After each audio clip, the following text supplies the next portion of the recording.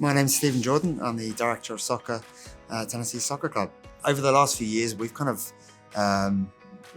back and looked at what are we trying to deliver? What as a club is important to us? So we have a leadership group team who do meet weekly and talk about this is the direction we want the club to go.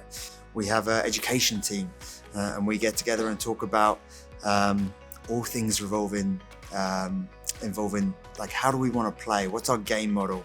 What are our principles of play? And over the last 12 months, we've circled back around. We've talked about it, and now the next part of this is to deliver it back to our coaches. Hey, this is the direction we think is right, and so our how we want to play and how we want our coaches to coach is continuously evolving. The whole process every year or two, the leagues that we participate on, there's always changes.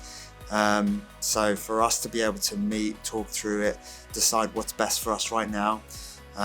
We bite off so much, but it's because everything is, hey, we can do this better.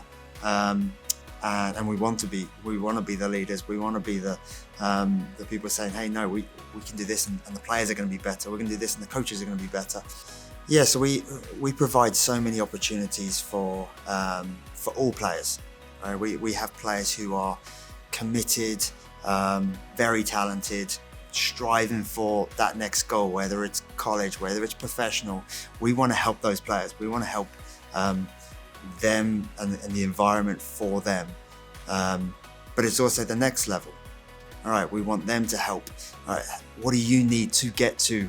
Maybe it's the top team, maybe it's the second team, whatever it is, what do you need? So we want to help those players. For some, we want to give them a place to belong. Like they want to be part of a team. So that individual, maybe they're because they just love being with a group of boys, girls, same age, hang out on the weekends, something to do on the evenings that they just enjoy doing. For some, it's almost just that physical activity, right? Whether it's a rec team or that stepping into a low level, that's okay if that's what players want, and if there is an opportunity where we can help them just play and keep themselves active, keep themselves fit, and recognize that it's not just about soccer. It's about sport. It's about being healthy and teaching those kind of lessons, which we know for a lot of parents that is important and should be. But we want to provide these opportunities regardless of the level. Our challenge is, how can we do that and make it easier for everyone? How can we do it in every location?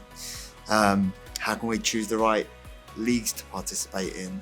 And as a club our size, we're fortunate where we can really direct the player to what they need and what they want. And if they're not there yet, how do they get there? What can we do to help them? And we'll work with players. We'll obviously, as full-time staff, we work with coaches, and then we do value the families, the parents, and understand that education is huge for them. Communication is at the top of this. If we communicate what we're doing, why we're doing it, people can relax and know that, hey, we have the best interests of that player. As a club, we provide a lot of leagues, a lot of opportunities for players, and that can be for that first step in, whether it's a 5-year-old stepping into pre-academy, a 7-8-year-old coming from a rec league into our competitive teams, and we still run our rec leagues for those players who want to stay there. On the competitive side, our younger teams play in the junior development league.